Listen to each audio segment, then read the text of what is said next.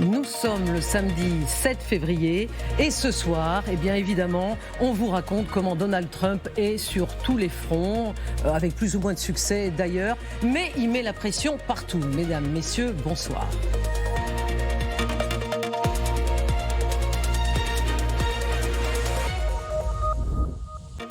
Ce soir, autour de la table, nous avons Ludmila Titeva. Ludmila, bonsoir, ravie de vous revoir. Vous êtes chroniqueuse chez E-Radio, consultante en politique publique. Gallagher Fenwick, bonsoir Gallagher. Bonsoir Anne. Vous êtes grand reporter spécialiste des questions internationales habitué du samedi soir. Général Richoux, bonsoir. Vous avez mis votre pochette rouge. Que cela signifie-t-il ? Pas grand-chose. Non, que du bien, je pense, que du bien.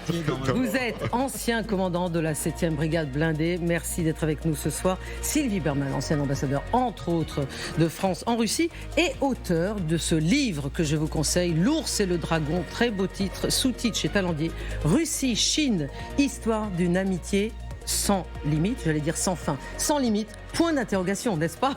Bonsoir. Voilà, tout est dans le point d'interrogation. Et enfin, Benoît Bihan. Bonsoir, Benoît. Bonsoir. Vous êtes historien militaire, spécialiste des questions stratégiques et auteur, vous aussi, d'un livre, Conduire la guerre, entretien sur l'art opératif aux éditions Perrin.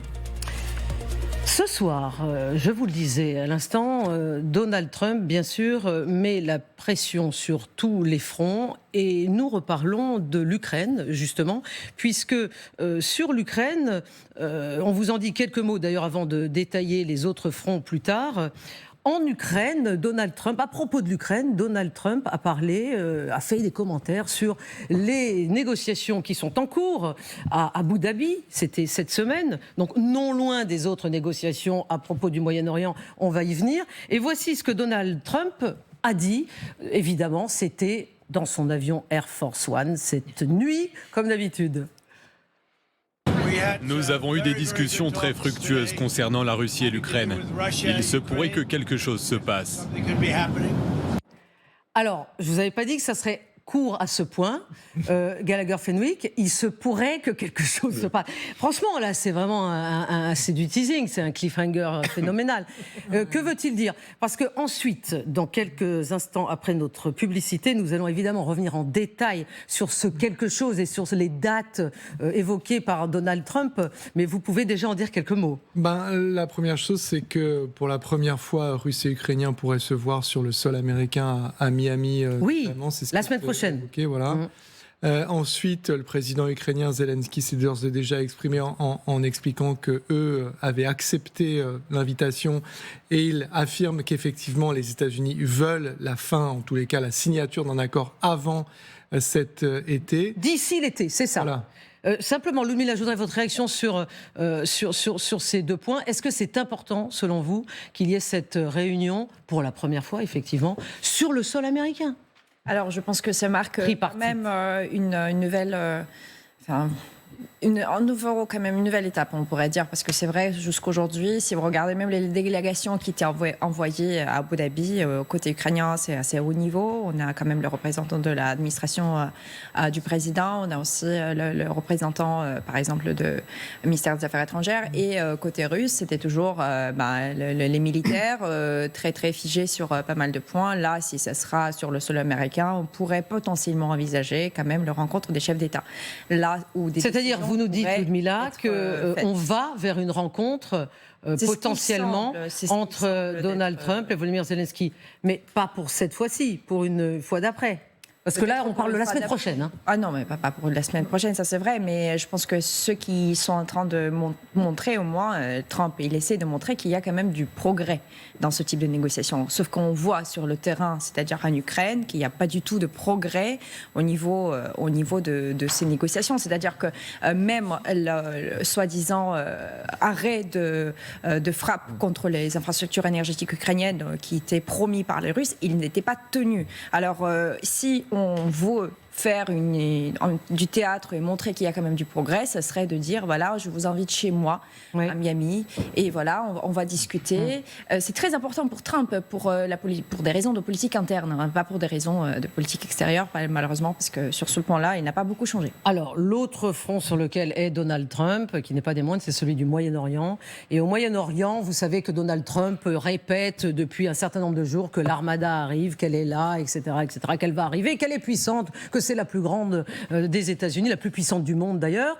Eh bien, nous avons même été abreuvés d'images aujourd'hui, il y a quelques heures, par la communication du CENTCOM, les militaires américains, de ces images, c'est-à-dire du porte-avions Lincoln, qui, Général Richoud, est effectivement arrivé dans la région et sur lequel se sont montrés, j'allais dire pavaner, si j'osais, les envoyés spéciaux de Donald Trump, c'est-à-dire son gendre Jared Kushner et Steve Witkoff, accompagnés bien sûr du général Brad Cooper. Alors, démonstration de puissance, bien sûr. L'expression que la guerre est la poursuite de la politique par d'autres moyens, ça c'est Clausewitz, c'est très très classique. Et donc là, vous avez les négociateurs, et puis ensuite, il y a le gros gourdin, le bras armé, si la négociation ne vient pas.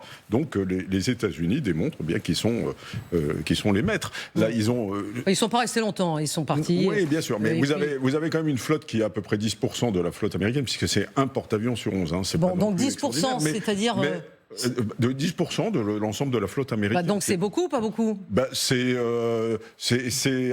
plus que la flotte française, vraisemblablement. C'est beaucoup. Non mais faites-moi une vraie réponse. Non, alors c'est beaucoup pour nous. C'est beaucoup pour nous, c'est pas beaucoup pour les Américains. Oui. Parce que normalement, vous avez la 5e flotte qui est toujours présente là, il y a toujours un porte-avions.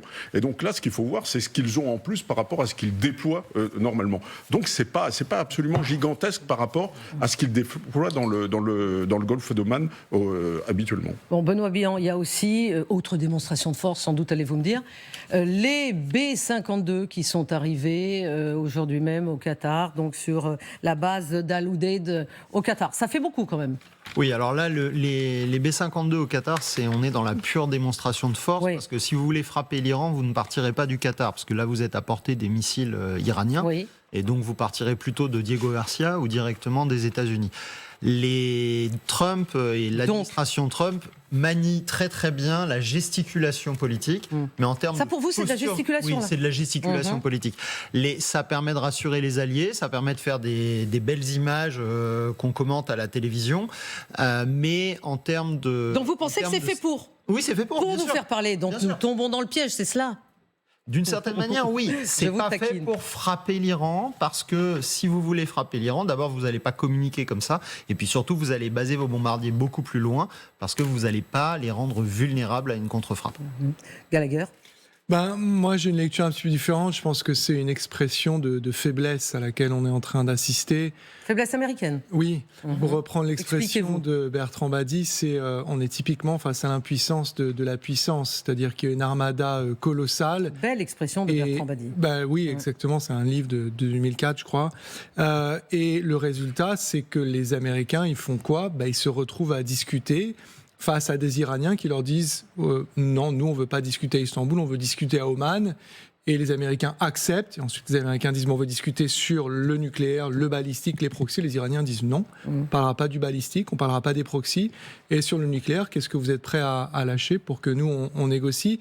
Donc, l'équation à laquelle les États-Unis sont confrontés sur la question iranienne est extrêmement compliquée. Donald Trump est dans une situation qu'il déteste, pour reprendre une expression qui est chère, parce qu'il est loin d'avoir toutes les cartes en main. Oui. C'est peut-être pour ça qu'il hésite. Hein. Précisément. C'est-à-dire que si ça se déclenche, là où je suis d'accord avec Gallagher, ce sera un échec. Parce que la démonstration, ça sera un échec. Mais la démonstration que fait Trump, c'est une démonstration de dissuasion. C'est-à-dire qu'il essaye de montrer qu'il est tellement puissant qu'il est inutile de lui résister. S'ils sont obligés de déclencher les feux, ça voudra dire que les négociations ont échoué. Donc ça n'est pas une réussite en soi. Mais il sera obligé à ce moment-là de déclencher le gourdin parce qu'il n'aura pas réussi à convaincre les Iraniens de la propre puissance des États-Unis. C'est ça que ça veut dire. Mais en quelque sorte, est-il contraint de le faire, de frapper ? Sylvie Berman. On ne peut pas répondre à sa place, mais ce qui est intéressant, c'est que J.D. Vance a dit « ils ne raisonnent pas comme nous oui. ». Donc c'est effectivement très difficile. En parlant des Iraniens. En parlant des Iraniens. Et les Iraniens réagissent un peu en miroir des Américains, en disant « nous, on a la force, on peut frapper toutes vos bases, mais on préférerait la négociation ». C'est exactement ce que dit Donald Trump aussi. Et effectivement, l'équation est particulièrement difficile pour Donald Trump. Nous allons revenir sur tous ces sujets dans les moindres détails pour toute la soirée à venir. Surtout, restez avec nous dans quelques instants. Nous allons reparler de l'Ukraine, puisqu'on parle maintenant d'un calendrier assez inouï avant l'été. Et puis, nous irons aussi côté Iran pour partager avec vous un clip qui vient d'être diffusé sur la télévision d'État iranienne, qui symbolise le guépard iranien, l'aigle impérial russe, j'allais dire, non, américain. Vous verrez la suite tout à l'heure si vous restez avec nous sur LCI. Bien sûr que vous resterez avec nous.